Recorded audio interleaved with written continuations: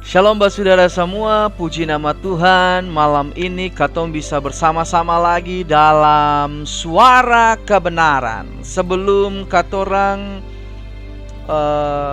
masuk di dalam renungan firman Tuhan malam hari ini, mari katong sama-sama berdoa. Haleluya.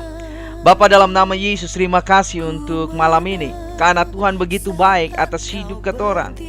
Dan beta paling bersyukur, katong bersyukur karena kasih setia Tuhan yang luar biasa par katong sampai detik ini. Terima kasih, dan katong mau renungkan firman Tuhan. Biar Tuhan Yesus yang memberkati. Haleluya. Berikan katong punya roh yang taat, telinga seorang murid. Tuhan berikan par katong semua supaya katong mengalami Tuhan malam ini. Haleluya. Yang percaya katakan amin.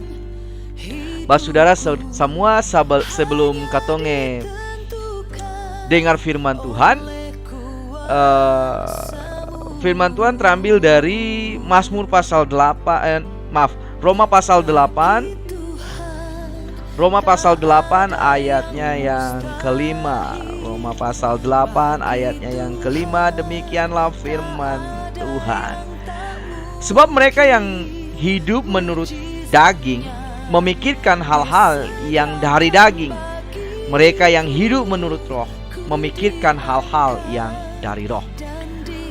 Bapak ibu saudara yang terkasih di dalam nama Tuhan Yesus Kristus, itulah firman Tuhan. Sebelum beta menjelaskan firman Tuhan ini, baiklah katong semua mendengarkan satu pujian dari Pastor. Engkau layak disembah.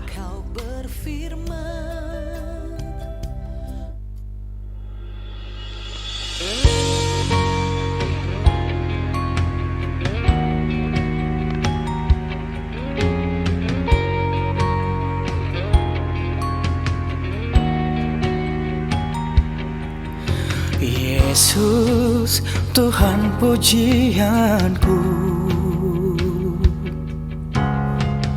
satu-satunya Allah di hidupku. Tiada yang dapat menggantikanmu, hanya Kau Tuhan.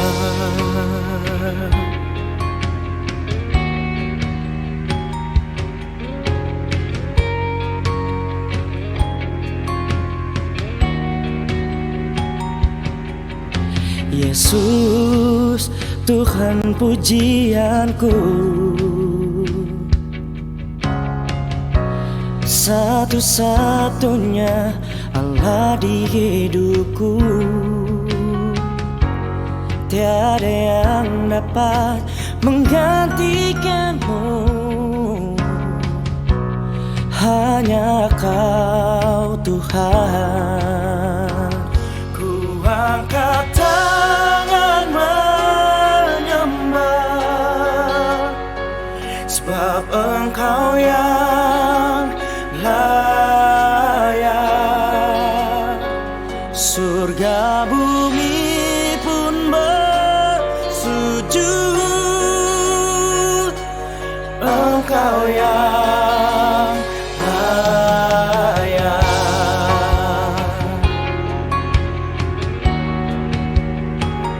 Oh Tuhan,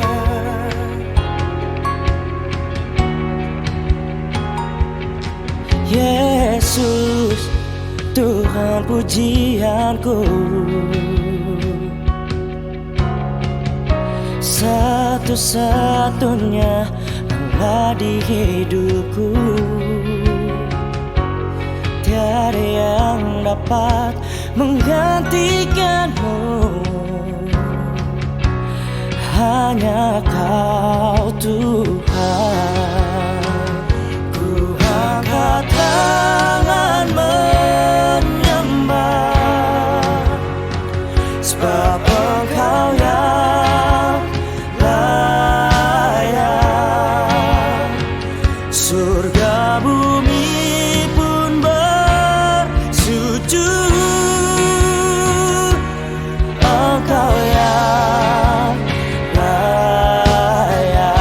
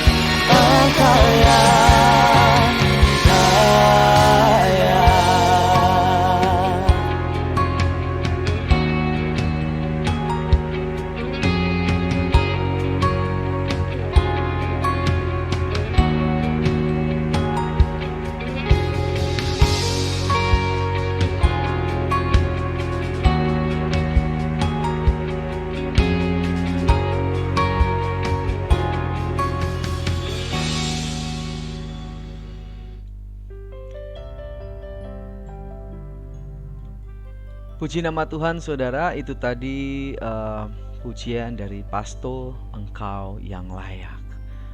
Nah, Bapak Ibu saudara sekalian, firman Tuhan tadi pada Roma pasal 8 ayat 5, dia katakan bahwa sebab mereka yang hidup menurut daging memikirkan hal-hal yang dari daging.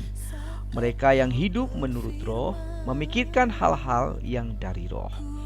Nah, ada dua karakteristik atau perbedaan antara daging dan roh. Dalam terjemahan The Passion Translation, dia menjelaskan bahwa dia menerjemahkan begini Bapak Ibu Saudara. Barang siapa yang berada di dalam daging akan melihat dia secara daging. Tetapi barang siapa berada di dalam roh akan melihat dia secara roh. Nah, perbedaan antara roh dan daging ini memang tidak sangat signifikan, sangat luar biasa, Bapak Ibu Saudara sekalian. Daging itu berbicara mengenai kehidupan secara jasmani, dan memang lebih didekatkan dengan hal-hal itu, lebih dilekatkan dengan hal-hal kedagingan. Kedagingan itu bicara tentang hawa nafsu, bicara tentang keinginan hasrat seorang manusia, tamak, ketamakan, kesombongan, iri hati, dan banyak hal yang dijelaskan. Nah, lalu kemudian perbedaan yang kedua yaitu roh. Roh ini berkaitan dengan sifat-sifat ilahi yang ada di dalam ketorang, sifat-sifatnya Tuhan Yesus yang ada di dalam ketompong hidup. Makanya ada perbedaan yang cukup besar antara daging dan roh. Oleh karena itu, ketika katorang mau hidup di dalam Tuhan, maka kedagingan ini akan terus tarik menarik dengan kehidupan kedagingan katorang. Sehingga apa? Kedagingan ini akan diuji. Apakah katong hidup menurut roh ataukah hidup menurut daging? Banyak orang yang kemudian hidup menurut daging, mereka jatuh pun itu sungguh dalam. Bahkan ada yang meninggalkan Tuhan karena melihat Tuhan secara daging. Nah, saudaraku yang terkasih dalam Tuhan, dalam terjemahan The Passion of Translation, dia bicara tentang barang siapa yang berada di dalam daging akan melihat dia secara daging. Artinya apa? Artinya kalau saudara memberikan hidup saudara dipimpin oleh daging, maka ketumpung hidup akan lebih diarahkan kepada kedagingan, keinginan daging, hasrat, keinginan daging itu menjadi bagian ketumpung hidup karena ketumpung memberi diri untuk dipimpin oleh daging. Nah, contohnya apa? Ketika ketorang dipercayakan satu bagian pekerjaan, ketong sing puas, ketong maulai. Lalu kemudian apa? Ketong jatuh. Ya, ada orang bilang gini,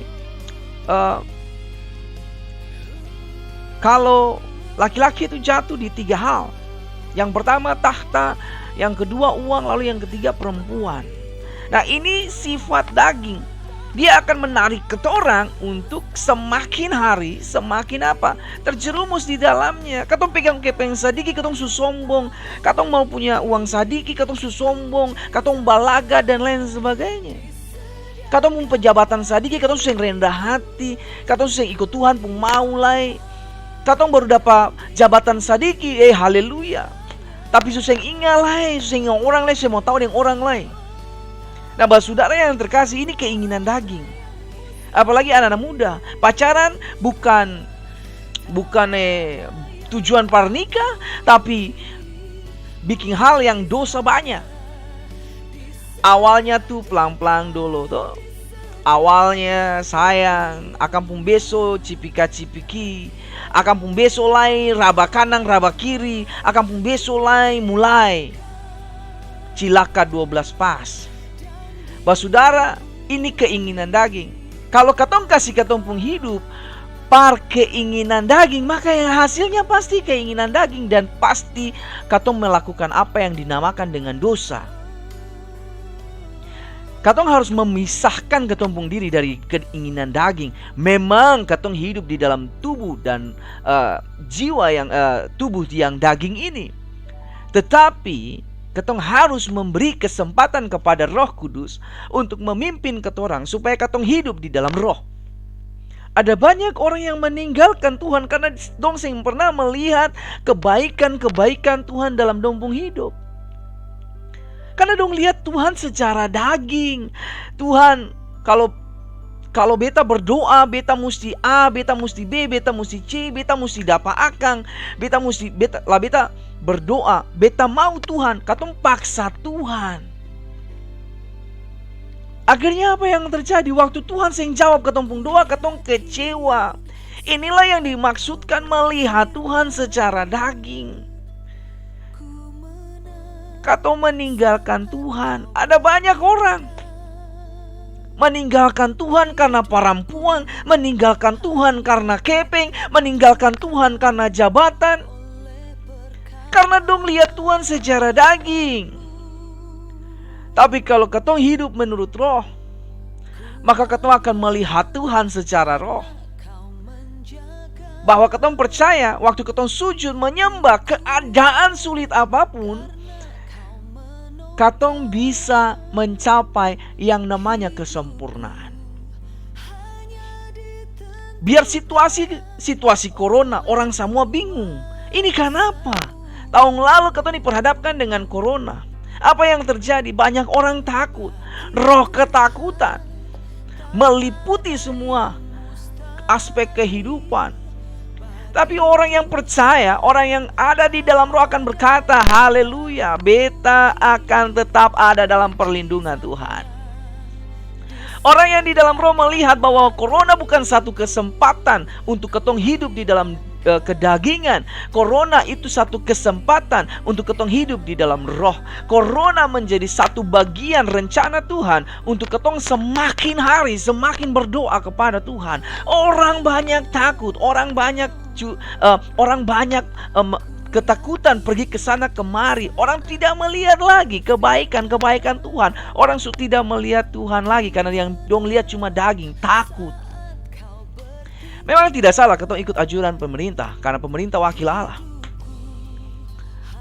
Katong yang boleh malawang, pakai masker, cuci tangan, ya kan, jaga jarak, semuanya katong harus lakukan. Tapi ingatan, katong pun roh yang boleh lemah. Katong pun roh mesti semakin naik. Katong pun roh semakin bergelora di dalam Tuhan. Orang yang melihat Tuhan secara daging kadang-kadang mengalami kesulitan untuk melihat kasih karunia Tuhan. Tapi kalau orang yang hidup di dalam daging akan melihat Tuhan dengan cara pandangan Roh Kudus, dong akan waktu keadaan sulit, dong akan duduk diam berdoa. Orang yang melihat Kristus secara roh, yang pertama, orangnya hidup dalam roh. Orangnya ngerti apa maksud Tuhan dalam dia pun hidup. Orangnya memahami apa yang Tuhan mau kerjakan atas dong pun hidup. Yang kedua, hidupnya digerakkan oleh roh. Artinya apa? Dia mau bikin sesuatu, dia dipimpin oleh roh.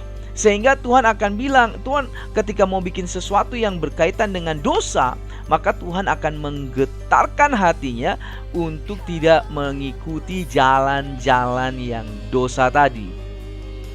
Gaya hidupnya doa, pujian, penyembahan. Orang yang hidup dalam roh itu gaya hidupnya doa, pujian, penyembahan. Menyembah Tuhan, berikan waktu untuk Tuhan, merenungkan firman, menuruti firman. Itu. Yang berikut lagi, gaya hidupnya benci kepada dosa. Nah, tapi kalau orang yang daging, ketika dia punya masalah, dia mau cari Tuhan, jadi paling sulit. Dia mau ikut Tuhan juga dia paling sulit. Karena apa? Dia pun mata, dia pun pikiran, dia pun hati, dia pun perasaan semua terkoneksi ke masalah. Akhirnya waktu masalah selesai dia kecewa dengan Tuhan. Ini banyak terjadi, saudara. Dan yang beta mau pesankan malam ini bahwa katong jangan pernah takut. Nah, orang yang hidup oleh dorongan Roh Kudus termotivasi mengejar kehidupan yang seutuhnya. Artinya apa? Walaupun dia hidup dalam segala kasih kemurahan Tuhan, dia punya banyak masalah, dia punya banyak pergumulan, dia akan tetap cari Tuhan dan akan selalu berkata terima kasih Tuhan untuk semua pergumulan hidup ini. Nah, jadi kematian Kristus harus membawa katorang kepada kehidupan spiritual dengan Tuhan. Banyak orang ikut Tuhan, pergi gereja hanya sekedar pergi gereja saja. Tapi dong sing ikut apa yang Tuhan mau. Masuk gereja, haleluya puji Tuhan. Pulang, haleluya minum mabuk. Nah ini saudara. Terus apa? Kalau katorang hidup dalam roh itu artinya katong mati bersama-sama dengan Kristus. Artinya roh katorang akan dipimpin oleh Kristus. Nah, jadi mematikan ketumpung daging itu artinya mematikan mati bersama dengan Kristus agar roh katorang dibangkitkan dengan Dia. Itu penting. Sehingga roh katorang itu tergerak di dalam kekuatan kuasa Tuhan tadi. Nah, ini yang harus ketong kerjakan. Roma pasal 8 ayat 13, karena jika kita hidup dikendalikan oleh daging, kita pasti mati. Tetapi jika kehidupan roh kita mematikan daging yang merusak. Ingatan, daging itu merusak. Kedagingan hawa nafsu tadi, nafsu sesat tadi itu merusak. Kesombongan, tidak rendah hati, angkuh dan melakukan hal-hal yang jahat di mata Tuhan itu merusak hidup ketorang kini dan nanti. Nah, tetapi roh akan mengarahkan ketorang pada kehidupan yang berkelimpahan. Oleh karena itu Bapak Ibu saudara semua, biar pesan ini menjadi bagian ketong tangkap akan baik, bahwa waktu Tuhan memang susah yang lama lah. Oleh karena itu tinggalkan daging. Ada kesempatan per bikin dosa, jangan bikin dosa. Ada kesempatan per hidup dalam dosa, jangan ikut akan. Karena waktu ketong masuk di dalam dosa, maka ketong akan terhisap oleh karena keinginan daging tadi. Tapi katong harus terkoneksi dengan roh Tuhan. Dalam apa? Dalam doa, pujian, penyembahan. Sehingga apa yang terjadi? Sehingga hidup ketorang menjadi berkat bagi banyak orang. Itu penting. Jadi saudara sekalian, biarlah ayat firman Tuhan ini menjadi bagian terpenting dalam ketumpung hidup, lalu menjadi rema. Ingat, jangan hidup dalam kedagingan, tapi hidup di dalam roh Tuhan. Biarlah kasih setia Tuhan terus menyertai ketumpung hidup, dan nama Tuhan Yesus dipermuliakan dalam ketumpung hidup. Haleluya, Tuhan Yesus memberkati. Amin.